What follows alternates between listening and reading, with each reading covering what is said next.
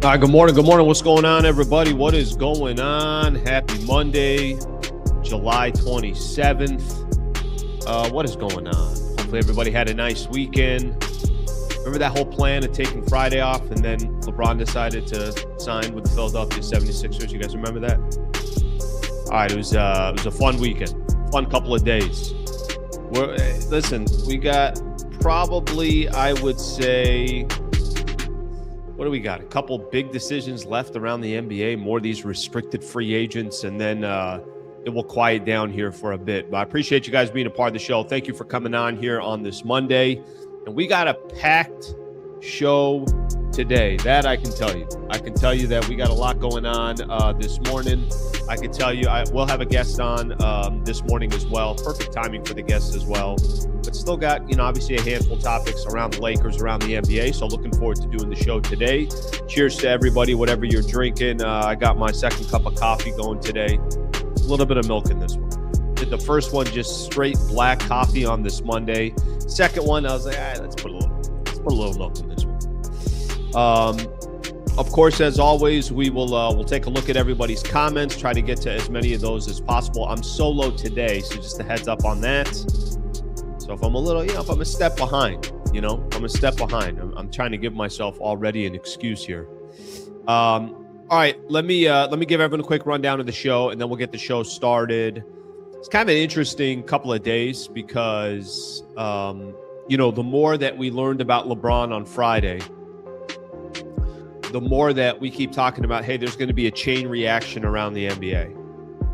And some of these players that have been waiting on making a decision because of the LeBron storyline and where's he going to end up and everything else, we had a couple of days to kind of see one specifically on the Jonathan Kuminga front.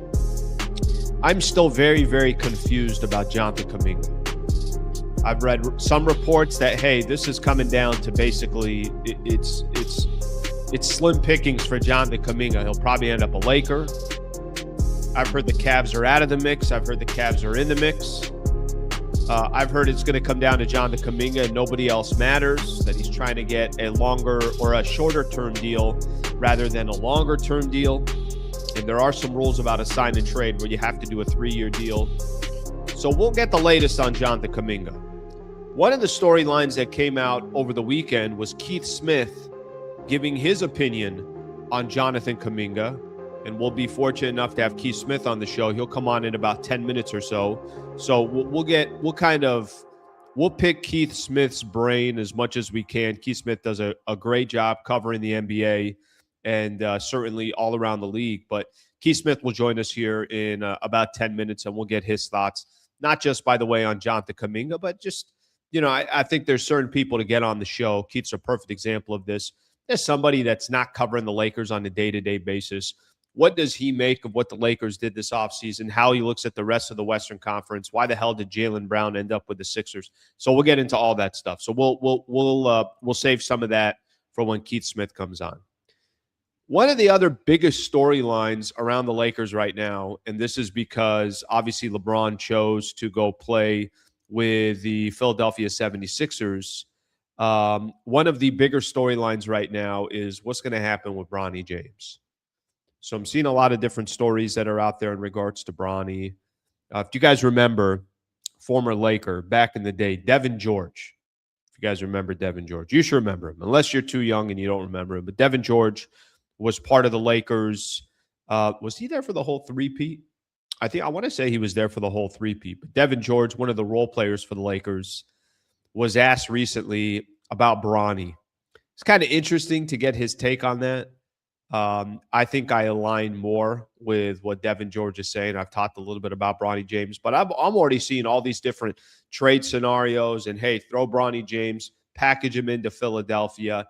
Then you could come back and get this player or that player, whatever the case is. So we'll see what happens on the Bronny front. But is he a part of the future for the Lakers? Do people care? Do they not? I mean, do Laker fans want to see Bronny here? Or are Laker fans like, nah, I'm good. It doesn't really matter.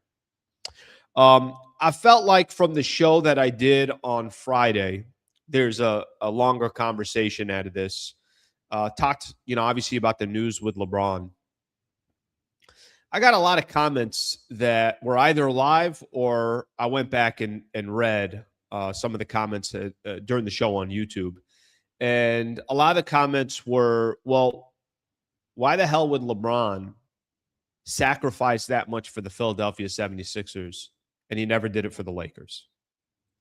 Why would he take the vet minimum with the Philadelphia 76ers, and how many years were the Lakers kind of asking or pleading him? And I'm talking about more fans. I don't know what happens, obviously in the front office or behind the scenes. Laker fans were always pleading, hey, brother, take a little less money and let's try to build a championship contender. So I'll throw the question out there. Did LeBron sacrifice enough for the Lakers? And the moment he left the Lakers, all of a sudden he took a steep discount. He's taken discounts in other places. Now, obviously, for the Lakers, that wasn't the case. But I thought that was an interesting storyline, and I think a lot of people are giving their thoughts and their opinion on it. So we'll have the conversation about it as well. ESPN just did their power rankings post-free agency. Now, granted, I'm sure they'll do another one of these once the dust settles, and all these players are completely committed to the teams that they're going to go to, and the restricted free agents are also committed and they're on a roster, and I'm sure they'll wait for the Kawhi Leonard, Toronto Raptors, all that stuff to be done, and they'll do another power rankings, let's say in a couple of weeks or a month or whenever they do it. But there was a power rankings and where they got the Lakers. I'll say this. I think from a national perspective, I don't think there are a lot of people that are crazy about the Lakers. I don't think there's a lot of people kind of I think for a lot of Laker fans, I think there's more of just a breath of fresh air that they're going to see something different. They're going to see something new. That one chapter closed, a new chapter begins. But I think from a national perspective, I don't think there are a ton of NBA experts that are looking at the Lakers and at least not looking at them as they're better than they were a year ago or this past offseason. And it's, by the way, kind of fair to say because to have that many changes is not the most common thing. So I think a lot of people got question marks about the Lakers. We'll do a quick little weekend recap, NBA news, and we'll call it a day. A couple things around the NBA, KCP following LeBron over to Philadelphia, some other news that went down between the Oklahoma City Thunder and the Denver Nuggets. So we'll get into all that. Appreciate you guys being here. Thank you for being a part of the show. Just a quick reminder, if you enjoy the channel and you enjoy the daily content and you enjoy the reaction after games and all that, I ask for one thing from everybody on here. Please take a couple of seconds, like, subscribe, and share to anybody that you think would be interested in this channel.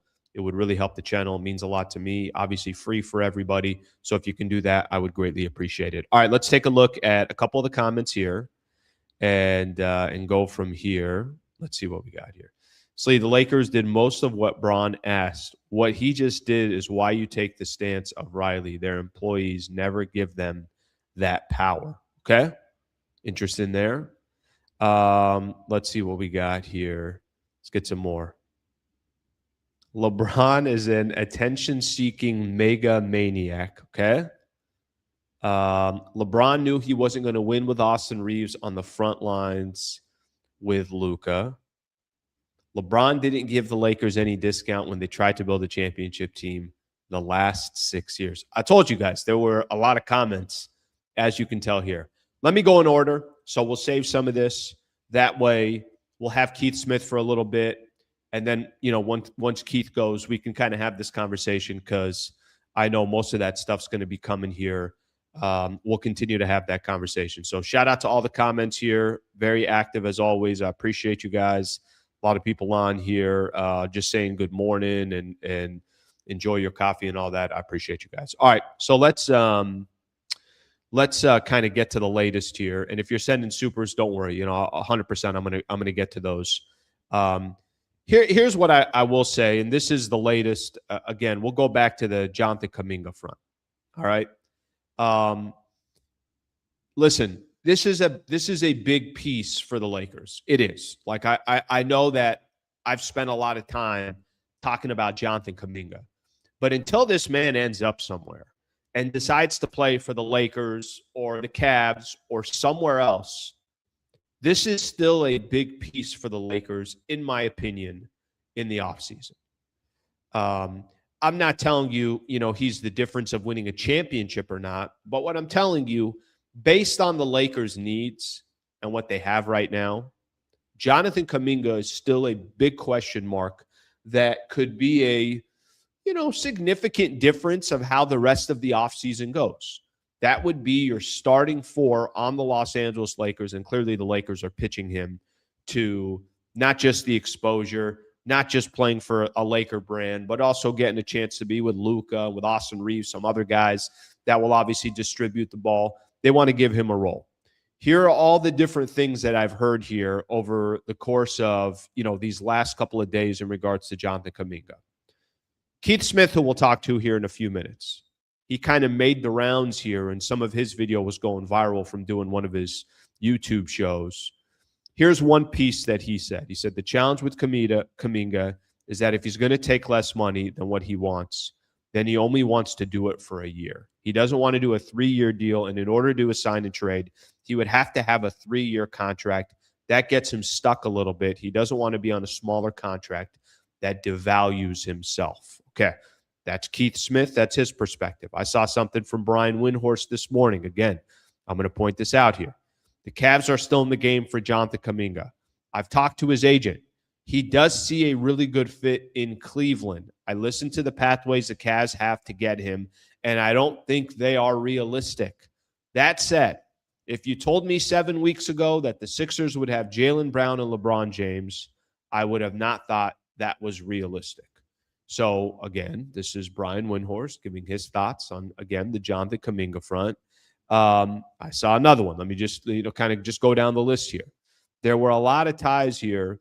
The Cleveland Cavaliers signed a lottery pick over the weekend. Mario Hezonja is signing with the Cavaliers, could affect Jonathan Kuminga's free agency. So as we sit here, I'm gonna point this out here. Let's see. EuroLeague star Mario Hezonja has agreed to a 1-year, $2.8 million deal to sign with the Cleveland Cavaliers. Then there was a lot of stories out there. Okay, because that was the deal, how does that affect Jonathan Kuminga? How does that affect the Cleveland Cavaliers? Does that make them less likely to be able to sign Jonathan Kuminga? The reason why I like laying all these out for you guys is because I think it just points out all the different kind of reports you're getting right now from Jonathan Kuminga. I saw something else this weekend, just to kind of bring this up real quick too. Saw something else that, hey, this thing's going to come down to Jonathan Kuminga. It's not going to come down to the Lakers and the Hawks. The Lakers and the Hawks can potentially figure out a way to get a sign and trade figured out, but it's going to come down to just Jonathan Kuminga want to be a Laker, that role, not getting the amount of dollars that he's hoping for, that he would like. So it's a little bit all over the place. And I think at this stage of free agency, I think this stage of the game, that's not the most surprising thing. I think most people look at, the predicament and the situation when you get to this stage. Jonathan Kuminga, I will say this, that it seems like that well is drying up a little bit. And I think for him, if he valued himself coming into free agency before free agency started and said to himself, oh, I'm definitely going to get the type of deal that I'm looking for. Hey, I see myself up here. Hopefully everybody else sees me up on this pedestal. Well, as you sit here on July 27th, you got a lot of teams that are basically out of the mix, out of the running, don't have any money left.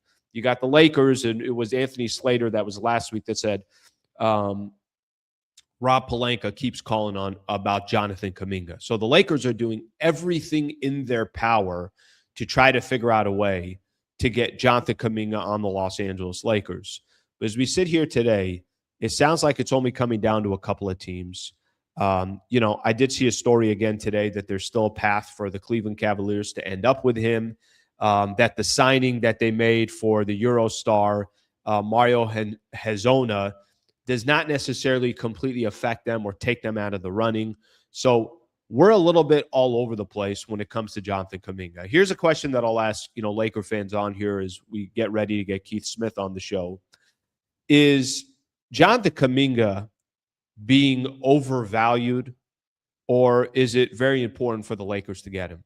I remember seeing something last week. It was Brian Windhorst that was saying, like, I think it was on the Hoop Collective podcast. He had said something to the effect that there's been such kind of a unnecessary stir around Jonathan Kuminga. He might be right there, right? But I think anytime that you're tied with the Lakers, it's slim pickings coming to this end. The Lakers are looking for a starting power forward. I think some of the hype is not as surprising as I thought it would be. Okay, let's bring in our guest. Let's bring in Keith Smith. Obviously, this will be one of the topics, one of many topics that we'll be talking about. Keith, good morning, brother. Thank you for coming on. I think you are muted. I am muted. Technology is not my friend this morning. I am having all kinds of struggles. Well, a lot of times, Keith, I'm not muted, and the audience chat will say, Slee, you're much better muted. So, for me, it's a little bit different. Thank you for coming on, buddy. I appreciate it. Hopefully you had a nice weekend. Let's start with this. You probably heard me just as you were, getting into the background there. I was mentioning Jonathan Kuminga. You kind of, I saw your video a ton over the weekend when you talked a little bit about Jonathan Kuminga. Can we just let's kind of start from scratch here? Sure. As you sit here Monday, July 27th, the Kuminga topic comes up. Obviously, a lot of Laker fans on here, but just in general, where do you think we are on the Jonathan Kuminga front? Yeah, we're kind of stuck. I talked to some folks about this over the weekend. He has a number in mind. I don't know exactly what that number is. It sounds like that number is somewhere north of 20 million a year that he wants to get to. And if he is going to take less than that, he wants to do it on a 1-year deal, kind of. I'll play for less. I'll prove it. I'll get back on the market a year from now. Next year, there projects to be probably somewhere in the range of 5-6 teams with cap space, and I'll have a better market for myself. The problem is for him to go anywhere that he's rumored to want to go, he has to be connected to to them through a sign and trade. And then that means that's a minimum of a 3-year deal. So for him, that's where he's stuck. If he's not going to get the money he wants, he's going to get stuck where he is in a position of, how do I get there? And if can he just re-sign with the Hawks and maybe the Hawks trade him down the line? But he is stuck right now. It sounds like he's really stuck on choosing between where he wants to be on a longer term deal for less money, or choosing I really want to play it out on a 1-year deal. And that's where we're at kind of at the moment. How realistic is his hopes and wishes at this stage of the game? If he wanted to get in that north of 20, it doesn't sound like time is on his side. Would you agree with that? Yeah, I mean, here's the challenge. Nobody has the ability to sign him for that anymore. Not even the Brooklyn Nets, who are the only team with meaningful cap space left, and they don't seem to be interested. They have about 13 million. So if he's going to get north of 20, it's going to have to be on a sign and trade. And the teams that have shown interest via sign and trade have been kind of more in the range of the mid-level, somewhere in the range of 15 to 16 million. So that's where I think he's going to have to really make a decision on where do I want to go? Do I want to be somewhere where I really want to be? And then we'll get I'll get paid that way. Or do I just kind of have to take what I can get and go that direction? And I think that's going to be the challenge for Jonathan Kuminga all the way through here is, if he wants to, let's just say it is the Lakers where he wants to get to. Well, the Lakers don't seem to have any real desire to pay him above 15, 16 million a year. And so that means he's going to have to say, all right, I'll take 15, 16 million, but I'm going to have to do it on a 3-year deal with the Lakers. And that's the only way they can do it. Because again, 3-year sign and trades have to be for a minimum of 3 years. Only the first year has to be fully guaranteed of that, but that doesn't do him any favors to have non-guaranteed years on the back end. Keith, are we have we got to a point where you think we're overvaluing Jonathan Kuminga, or do you think he has a tremendous amount of value at that, let's use that price range of a 15, 16 a year, something along those lines? Do you think we're overvaluing him? At 15, 16 million, I think that's fair. I would have no real issue there. Jonathan Kuminga has shown the ability, can really score. I don't know that he is ever going to be the most efficient scorer, that he's going to kind of drive a team himself. We've only really seen him do that on some pretty bad Warriors teams, Right. when they were going through it. So that part, I don't know. I think he could benefit from playing with really good playmakers who can set him up for really efficient shots. He's not a great defender. He's not a great rebounder. So those are some challenges against him. He's kind of a tweener, 3-4. He kind of is more of a 4 in the style of play, his style of play.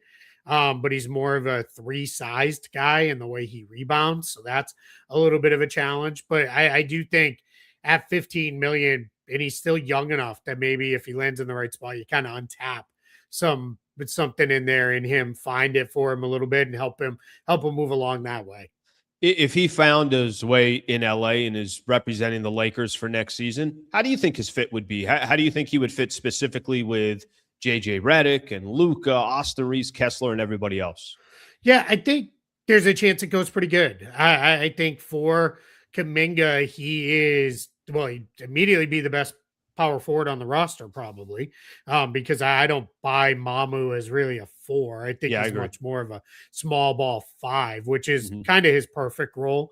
Coming off the bench would be ideal for him. And then everybody else is really kind of masquerading as a power forward on the team other than Jared Vanderbilt. And I think Kuminga is a better player than Vanderbilt. I think playing with Luka and Austin Reaves could really help him out quite a bit. I think he's a guy who could benefit from being set up by those guys. I think that part would really help him a lot there. I think he's the kind of guy too, you can almost envision him getting out and running, and on the end of Luka, those long outlet passes that he likes to throw, because that's an easy way to get Kuminga easy buckets. And yeah, if the Lakers can pull it off in some sort of sign and trade that involves Vanderbilt and draft capital for Kuminga at 15, 16 million, that I think makes a lot of sense. I think that's a place where we can kind of do that and just kind of move it forward. What is, I know for a lot of players it's different, but do you think there's a timetable here? Do you think Kuminga is saying to himself, his camp is saying, hey, we want to get this thing figured out as soon as possible? Do they allow this to kind of drag out? How do you think from a timetable perspective? Yeah, I think if it is, at this point, they should have a pretty good sense of who the teams are that are options for them. And I think LeBron signing is starting to get things moving again in the market. And we're starting to see some stuff. And I was told this morning we should probably expect the James Harden, Draymond Green contracts to get signed with the Cavs and the Warriors, respectively, sometime today or tomorrow. Is when that'll move. So I think if you're Kuminga, your market should be fairly well known at this point. So now it's just getting to, all right, if I'm going to get to one of these teams, I need them to either offer me their mid-level for 1 year if they have it. And maybe that's where this ultimately resolves. A couple of those teams do have their mid-level. Or I need to get to a point where they work out a sign and trade. And then he has to say, all right, if I'm going to play for less, I have to give on those extra couple of seasons. And maybe there's some kind of wink deal that goes on where it's like, hey, I'll do 1 year guaranteed. The next 2 years, will be non-guaranteed. You'll waive me, and then we'll try to work something out.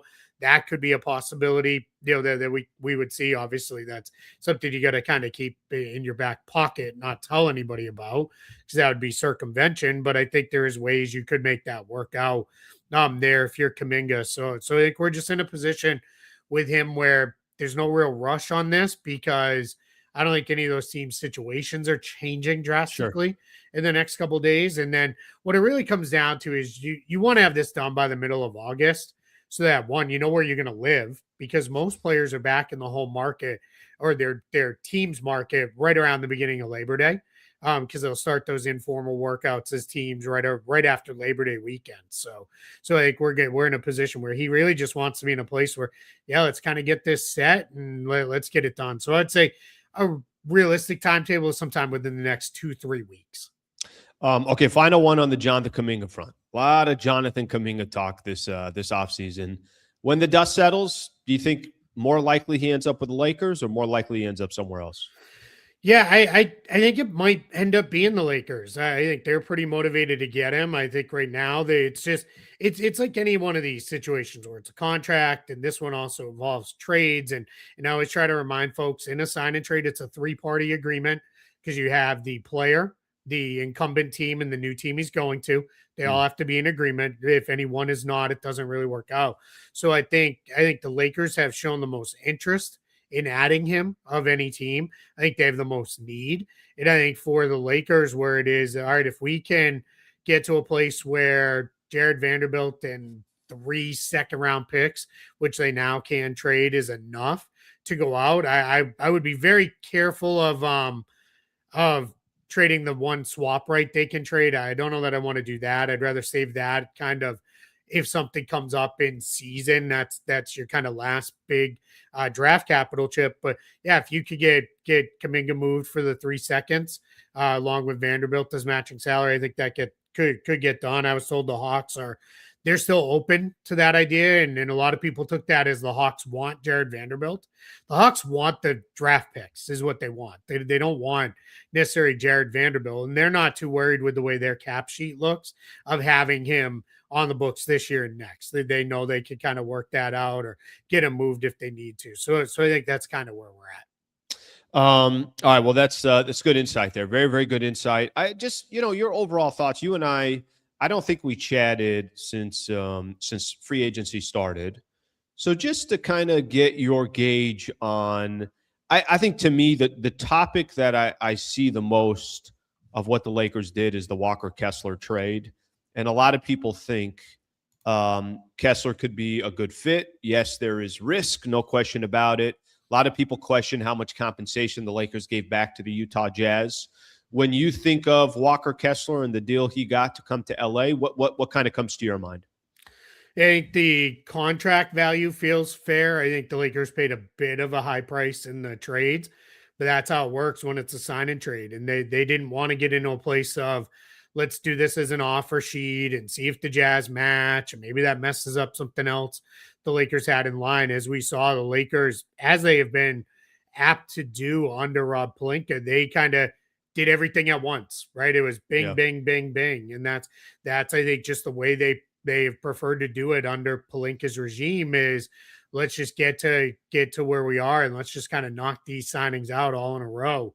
So I think that was part of it. So I think the Kessler contract is fine. I don't really have any real issue with the contract value, 30 going up to about 34.5 million over the 4 years. That's fine for a guy who should be a very good starting center. He gives them rebounding and defense, which they didn't really have at that position or really on the roster, period. So I think that part is good. I think offensively, he'll feast just by be big, right? Roll to the rim, be around the basket area. They've got really good passers on this team and very willing passers that I think will set him up quite a bit. So I think they're really in a good place with that one. I just think that the what they paid in the trade was a bit much, but that's kind of how it works with restricted free agents. You're either going to have to win the waiting game through an offer sheet, or you're going to have to pay a little bit to get the guy. And if ultimately they felt like he was the best fit around Luka and Austin Reaves as the two core players, then by all means go out and get it done. Do you have any concern with the commitment Lakers gave to Austin Reaves? No, not really. I think it's a hair below max deal, right? It's still we're gonna call it a near max contract for Reaves because that's essentially what it is, even though he didn't take exactly the maximum raises that he could have and whatnot. But I think for Austin Reaves, he's whenever you have become a proven 20-point per game scorer and more, like to me, that still has value. And I get the defensive concerns, fully understand those, but he's also a very good passer, pretty good rebounder for his position. I think, JJ Redick has shown, an ability to scheme with him and Doncic together in ways that make sense. And I think he's also shown an ability to kind of scheme around those guys defensively. So I don't really have any real issue with the Reaves contract. If it had come in a little lower, I'd like it that much more for the Lakers, but I don't think that was ever overly realistic. Keith, I'm going to jump around the NBA here for a quick second and kind of get your thoughts around just where the rest of the league is. All right, before obviously LeBron signs with the Sixers, there was the Jaylen Brown piece of getting to Philly. I don't know if I still fully understand, and you would be the right person to ask about this. I don't know if I still fully understand Boston, who I'll give them credit. They're well run. They're in the mix every single year. It feels like they can take a player that's not working somewhere else and make them work in Boston. They have a culture, they have a philosophy, the whole thing. Can you just dumb it down as best as you can for me? Why such a focus on getting rid of Jaylen Brown, and why to the Philadelphia 76ers? Yeah, I think I want to start with what you said there about Boston. Like under Brad Stevens, they haven't had very many misses. So I am constantly counseling folks, especially Celtics fans who are livid still, a month later almost with this trade that like, hey, you got to give them the benefit of the doubt. Like they haven't missed very often. So let's I agree with see. you there. Sure. So that's part of it. I think the other part was I think they were very focused on trying to get to Giannis. But I think what Brad Stevens and the front office have done, which is really important that all front offices need to do, you need to know what your walk away price is, right? You need to, when you're chasing somebody, you need to know, nope, this is as far as we will go. And everybody got overly focused on that they wouldn't trade Hugo Gonzalez, they wouldn't trade Baylor Shireman. What everybody's missing there is they wanted a third first round pick. And that was much more of the sticking point for Boston. Boston had gone to 2 firsts, Jaylen Brown, and maybe one of the young players. When it became, we want a third first and we want the other young player. At that point for the Celtics, it was all right. Now this is now gone beyond where we're comfortable. But I think that put them in the place where all right, we went down the road of trying to trade Jaylen Brown again. And let's be very honest, they had tried to trade him previously for guys like Kevin Durant and other guys. And it only goes so far to say, hey, we're only trying to ever trade you for the best players in the league. Sure. Like, and if you're Jaylen Brown, your point is like, aren't I one of the best players in the league? Like, why are you trying to trade me at all? So I think what happens in this situation with the Celtics and Jaylen Brown is when we're already gone down that far down the road, now we have to do something. And I don't want to say they panic traded Jaylen Brown because I don't think they did. I know they canvassed the market, and the Paul George plus draft capital offer from the Sixers was the best offer they had.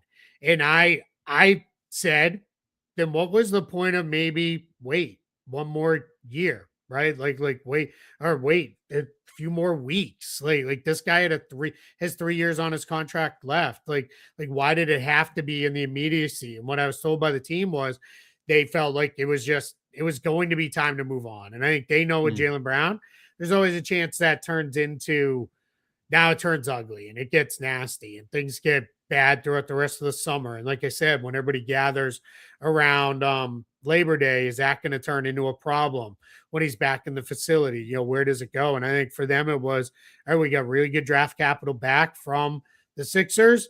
Paul George it's gone too far now on, right? You know how it goes. Every player's either amazing or they're garbage. Paul George is injury prone and he's older, but Paul George is still a very, very productive player. And I know they're very excited about his fit with the team, with his passing and shooting ability and his willingness to play off ball as the third, sometimes even fourth option in lineup. So that's where I think ultimately it was, all right, we've got to get this done. And we have a pretty good package in front of us. So let's finish this off. How surprised were you the decision on Friday that LeBron chose the Philadelphia 76ers, which I will say, when we're done, I'm going to then hear Laker fans who will then express their, well, why didn't he take less with us? Because that's all I heard on Friday. But we'll do this. How surprised were you to see that he ends up with Philly? Yeah, fairly surprised. I me too. thought going into the weekend that it was really going to be going into the end of the week, rather. I really thought it was going to be Cleveland or Golden State. Everything was pointing towards that. And I think when he really emphasized this decision wasn't about money, which clearly it wasn't. It wasn't about family this time. This was about the challenge and wanting to play somewhere. And as Rich Paul said in the beginning part, basketball happiness. Mm. And I think he thinks he's found it. We'll see. Only time will tell. It's a little bit of a confusing roster in Philly. I think I'm a little higher on it than some, just because I think there are all those really good players there that are all pretty smart players too that I think will make it work. But yeah, it was definitely a surprise because, like I said, I at the end of the day, I thought it was going to be either Cleveland, bring it full circle, or it was going to be finish out with the Warriors, where the West Coast has kind of become home for him. And with the Warriors, if it had been like he needed to take the weekend off to get to one of Zuri's volleyball tournaments, the Warriors would be like, "Yep, we'll see you on Monday." Like it would have been fine. But yeah, I think it's going to be really interesting. They're going to be must-watch TV early on in the season for sure. No, I'm with you. There's going to be a lot of fun matchups in the Eastern Conference now. Okay, final one I got for you, brother, and I appreciate the time as always, so thank you for coming on the show. How do you think I saw a report this morning before we came on from the Stein line from Mark Stein that Jaylen Duren and Peyton Watson reportedly considering accepting their qualifying offers, which would then make them unrestricted free agents next offseason. How do you think those two players play out? Because I still think those are two kind of significant pieces still left on the table. Yeah, it's funny. And I'm not reporting anything. This is strictly opinion here. I think those two guys are more likely to be the ones who get contracts. And I think Benedict Mathurin may be the guy who has to play out on the qualifying offer, because I think the Clippers are being very cautious of trying to, whether it's for next summer or the summer after, they really want to have a ton of cap space. When we get into, it's either going to be in 2027 or 2028, they are going to have a ton of cap space. So it could be like around 100 million or so. And I think they're going to try to, whoever the players are, let's run it back in a new version of Kawhi and PG and try to figure it out, hopefully with a little less controversy on the contracts there this time around. But I think with Duren, I've talked to the Pistons folks. I talked to them in Las Vegas. I talked to some people since being home over the last week. They still feel like that is getting to be where the Josh Giddey situation was in Chicago, where Giddey wanted to be up here, the Bulls wanted to be down here, and the two ultimately met in the middle. And I think what they're saying is like there's a little bit of we're probably a little low. He's probably a little high. Let's kind of all get a little more reasonable. And I think they know how important he is to the team. And as the rest of the East has gotten better, I think they're okay with, hey, if we're not the number one seed, but we're still in the top four, that's fine. But I don't think they want to backslide to we're just competing to get a spot in the playoffs. Like, I don't think they want to be there. And then with Watson, Spencer Jones, people overreacted a little bit to like, this means Peyton Watson is gone. I think there's a real chance with Peyton Watson and the Nuggets, where the Nuggets still, because the Spencer Jones contract was so minimal, it's $6 million a year. That's nothing. So I think for them it is, we're going to get we're going to get Peyton Watson back, and we'll find a trade for Christian Brown or for Cam Johnson somewhere down the line, which helps us get our finances back in order. There's still some pretty big trade exceptions floating around out there that teams could take either one of those guys into, especially Cam Johnson. So I think there is still a chance where Denver has another move or two to make that kind of balances out the books a little bit. I think they are committed. Hey, we're going to be a tax team. We may even be a first apron team, but I think eventually we'll see them get underneath the second apron at some point via another trade at some point in the season. And here's the key thing too that I think folks are missing a little bit is, you don't need to be under the aprons or under the tax when the season starts. It's really by the trade deadline. That's your last big chance to move around money. So I think by then we'll see Denver kind of make something work out to get to a better place. Keith, great stuff, buddy. Thank you for coming on. Appreciate you joining the show. Great insight as always. And I know we'll do it again soon, but thank you for joining the show. All right. I appreciate it. Thanks so much for having me. All right. That is Keith Smith right there. Great stuff. One of my favorite guests to come on. He's just does such a great job around the league, around the NBA. And like I said a little bit earlier before he came on the show, kind of a different opinion. If I'm getting opinions that might be a little bit more from a Laker lens, I could talk to Keith. I know Keith's going to give us, obviously a thoughts and opinion he's not too worried about. somebody's feelings or anything like that. And that's why I love having him on the show. So good stuff there. How about all that stuff on Jonathan Kuminga as well? Like we talked about a little bit earlier, I think this is I thought that was going to be probably the more interesting conversation that we are going to have. But again, he says when the dust settles, maybe most likely he ends up with the Los Angeles Lakers. So we'll have to see, obviously, how that all pans out. All right. Let me spend some time on some of the comments. We'll talk a little Bronny. We'll talk a little LeBron. And then and we'll keep things moving here on the show. Before we do so, shout out to Brad Wallace and the Wallace firm, our partner here, a phenomenal partner of the channel and of the show. If you, family member or friend, have ever been in a situation where you do need an injury attorney, you got the best in the business that is representing this channel. You got a big Laker fan as well that just loves being a part of the mix. When LeBron, I won't read it to you, but let's just say when LeBron joined Philly, I had about 6 pages of a text from Brad Wallace, like, all right, let me give you my thoughts on this. He could help anybody in the state of California. We created a URL, wallacewins.com/Sliwa. I've said this before, I'll say it again. If somebody wants to reach out to me directly and have me make an introduction to Brad Wallace and the Wallace firm, I'm happy to do it. So that's how close I am with him. That's how much he wants to help, obviously, our audience, and he's invested into this channel for a reason. And I appreciate people that have reached out to me to get in touch with Brad Wallace and the Wallace firm. wallacewins.com/Sliwa. That's the website, wallacewins.com/Sliwa. Okay, so what are we looking at here? Let's take a look at some of the comments. Let's let the people chime in here. Let's see what we got here. Laker fans are delusional. This is a good way to start. Why would he take less to have a chance of winning a championship, all the while being hated by the fan base? Okay.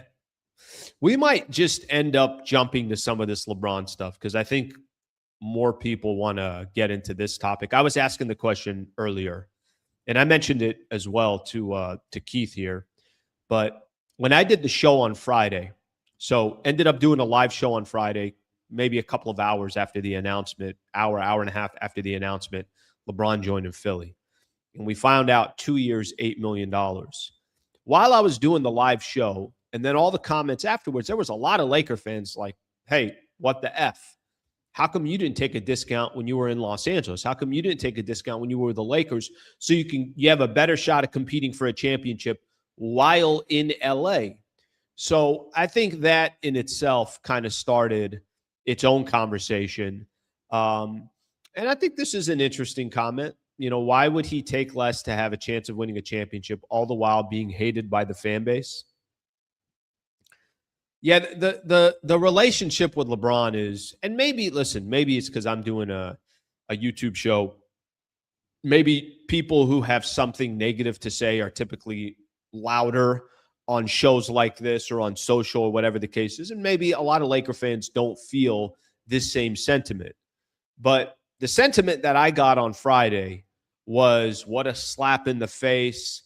Why wouldn't he give the Lakers? There were other years he could have given the Lakers some flexibility and some opportunity to potentially go get a better roster to actually compete for a championship. Yet he goes and signs for Philly 4 years or $4 million a year for 2 years. And they can have obviously all these other contracts. That's an interesting one. That's an interesting one here about basically saying, why would he do it for a fan base that doesn't truly appreciate him? All right, let's get another one here. Shout out for the super. Shout out. Thank you very much. Appreciate you very much. By the way, I got a few of these here, so shout out to you guys. Thank you very much for throwing these out here. I appreciate the love of the channel. Thank you for the supers. So thank you very much. All right. Shout out to you guys. Let's get another one here. What about DeAndre Hunter coming back? Yeah, DeAndre Hunter actually was a little bit of an interesting one because we were talking about him during the trade deadline. Remember, there was a brief moment where it was DeAndre Hunter or Rui Hachimura. Lakers were really struggling at that point. Rui was wildly inconsistent, and then Rui ended up balling in the playoffs for the Lakers, and obviously nothing happened on the DeAndre Hunter front. Where did he end up? Sacramento or something like that? I want to say he ended up in Sacramento, so I don't know. I don't know if that could be another option for the Lakers, but the Lakers clearly got their eyes 100% focused on Jonathan Kuminga. I will give the Lakers credit from that perspective that he just all he cares about right now is the Jonathan Kuminga front. That's all they care about right now on the Jonathan Kuminga front. All right, let's see what else we have here. By the way, I'm just gonna go through some of these comments here, and then we'll get back to some of the other topics. Talking that much less to go elsewhere and not accepting a similar thing in the past is why most fans are triggered. Look, I get it. Here's the only thing I'm going to give you guys. Here's the only thing that I'm going to say. If I'm going to defend LeBron on this front, here's what I will tell you. There were a couple off seasons in a row, couple summers in a row, where LeBron had the ability to kind of work on his contract with the Lakers. And then there will be reports that say that LeBron is willing to take potentially less, but he had to know what kind of talent was coming back. Remember, there was a second there was like Klay Thompson, trying to think off the top of my head. And ultimately, I don't know what happened behind the scenes. You know, I have a little bit of an issue. If I'm going to be honest with everyone, I have a little bit of an issue where you're asking one of the greatest players to ever play the game that whatever number that you give him, he's going to make the organization 2-3 times whatever that is, asking him to take a discount because you didn't do a good enough job with your front office to go out there and build a championship contender. So I got a little bit of an issue there. And this is such a significant change. I don't think anybody was asking LeBron to go from $52 million to $4 million. I think what most Laker fans were saying, hey, can you go from 52 to 40?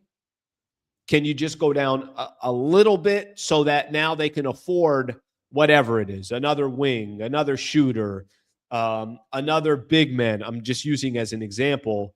So I get where Laker fans are coming from, but you know what I would also say to you, it's like, is that LeBron's job or is that the front office's job? Is that the front office's job to put together a contender and a winner, or is that LeBron James' job?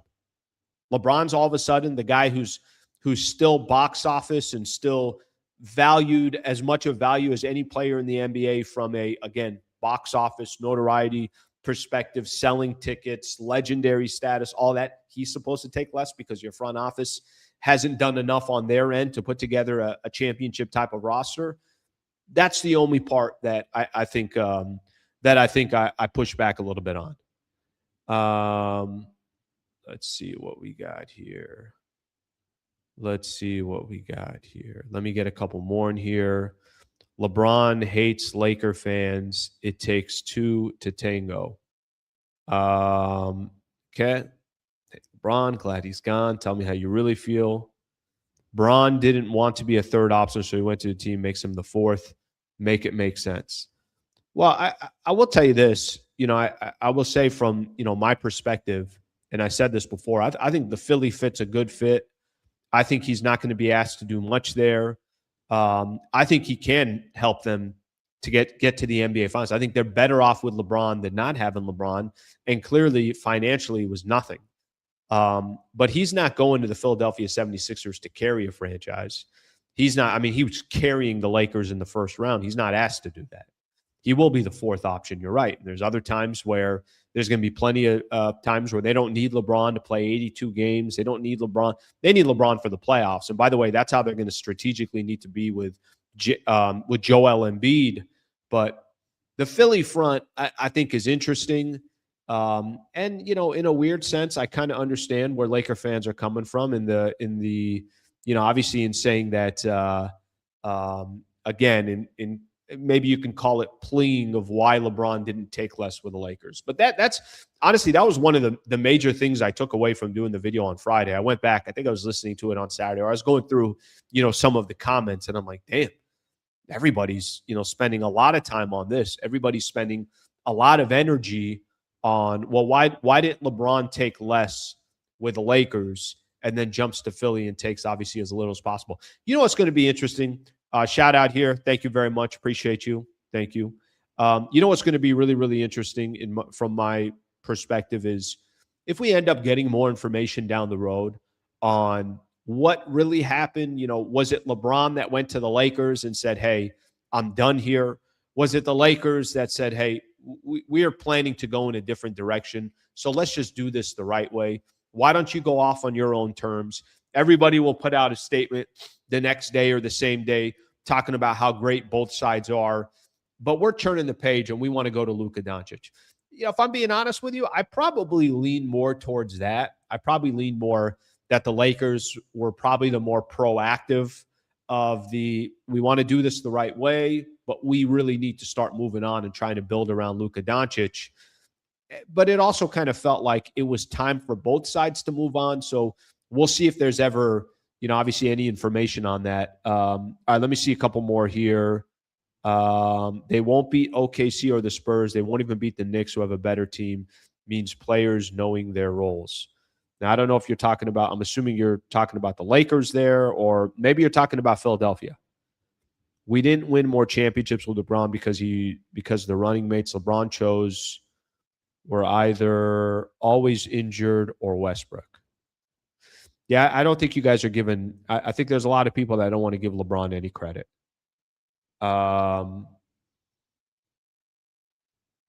Let's see. I think we would be idiotic not to give LeBron credit for his time with the Lakers. And if you think Anthony Davis came to the Lakers and LeBron had nothing to do with that, I don't know what you want me to tell you. Were there some awful, awful moves from the Lakers and the influence of LeBron during that span? Sure, 100%. But Anthony Davis probably not coming to the Los Angeles Lakers without LeBron James. And then you eventually used Anthony Davis to go get Luka Doncic. And even if LeBron left, there is this Luka's here because of other moves that the Lakers made with LeBron part of the roster, with Clutch being a part of the organization, or, a big mix, a big part of the mix and everything else. I think we tend to not give LeBron more credit. In my opinion, from Laker fans, I feel like they don't want to give him any credit. And frankly, I don't really understand. You don't have to overvalue and give him, all the credit in the world, but to just not give him any credit, I think is a personal thing towards LeBron. Slee, what this shows is the disdain for the Lakers in the end. What this shows. And I don't know if that means Laker fans having disdain for LeBron or LeBron having disdain towards the Lakers. I don't know. I'm not 100% sure. Let me get this in here real quick, just while we're on the conversation. There's also a lot of stuff out there around Bronny. What's next for Bronny James and the future? I'm gonna read one thing, and I did mention this, that Devin George, if you guys remember, Devin George was part of the Lakers for a handful of years. Let's see, when did he end up? 3-time. That's right. He was there for the whole three-peat. Devin George was there with Kobe and Shaq for the entire three-peat. I guess TMZ caught up with him, and I'm just going to read something of what he said about the Bronny stuff, and should Bronny follow his dad to Philadelphia? Should he stay with the Lakers? I'll read this here. He said he needs to grow more, but now that his dad is gone, put him out there and see what he can do. I think it's a good situation for him. I think he needs to space away from his dad. Let him do his own thing. Okay, what can you do? You don't have to follow your dad around. He's about to be done anyway. He's talking about, obviously, LeBron's about to be done anyway. That's probably the almost identical opinion that I would have on Bronny James, and I've said this to you guys before. Now, listen, this is only if the Los Angeles Lakers think there's promise for Bronny James. But I do think it would be a bad look at this stage that Bronny ends up with the Philadelphia 76ers with his dad.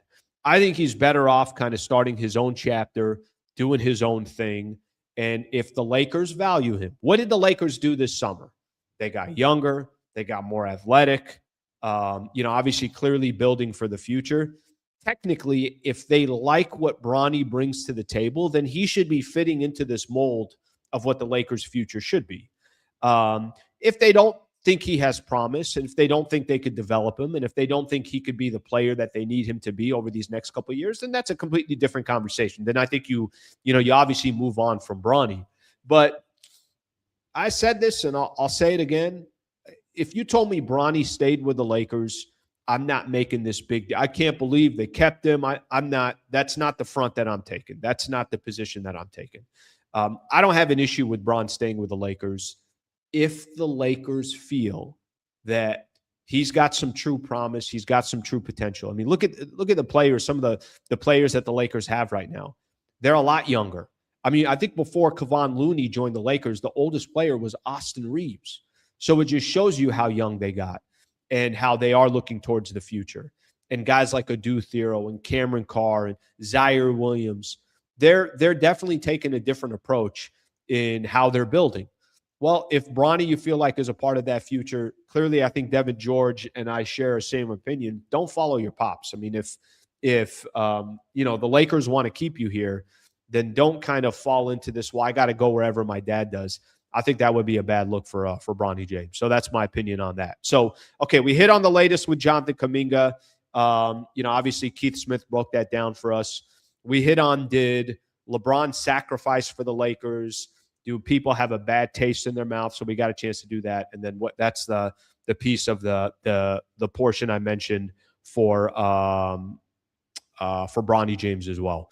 I'm going to do this. I'm going to do this here real quick as well. Let me get this in real quick. I'm just going to show you guys this. Not that we need to spend an hour on this or anything like that, but I am going to put this in there real quick. There is ESPN did a, let me see if I can do this here. Can I get this up? All right, there we go. ESPN did their power rankings of just where everybody is now based off of what's happened so far in the offseason. And I just want to show you guys where they got the Los Angeles Lakers. So something to keep in mind here. Again, I've said this before. I'm sure they'll update this thing. They'll probably update this just based off of where, okay, what happens to some of these restricted free agents? What happens to Jonathan Kuminga? Once these rosters get completely set, so probably in mid-August or so, they'll do this again. Here's what they got, everybody. Let me just kind of show everybody and then show where the Lakers are. Oklahoma City Thunder, they still have as the number one team in the NBA, which I get it, even though I don't think they got better. They're just going to get healthier. And for the Oklahoma City Thunder, all they need is health. That's it. They don't technically need to add anybody else. But let me kind of go through. Let me just clean this up here real quick. Let me just but they definitely, are putting the Oklahoma City Thunder first. They got San Antonio second. Tobias Harris, the big move for them. The Knicks lose Mitchell Robinson. They got them at third.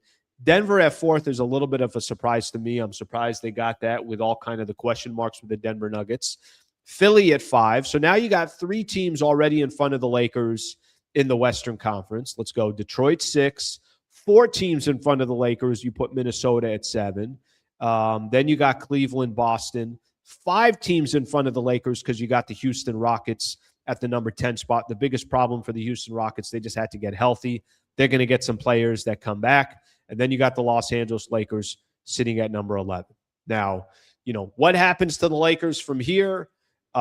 We obviously know all the moves that they made. The question now is, can they add anything else to this roster? And hypothetically, if they added a guy like Jonathan Kuminga, would that shoot them up a couple of spots? Would that shoot them up over the Rockets? I have no idea. But this gives an idea as we sit here on July 27th, where the Lakers are on ESPN's latest power ranking. So that is, obviously where we're sitting right now around the NBA. And specifically around the Lakers, it gives you an idea of how they're perceived across the league right now.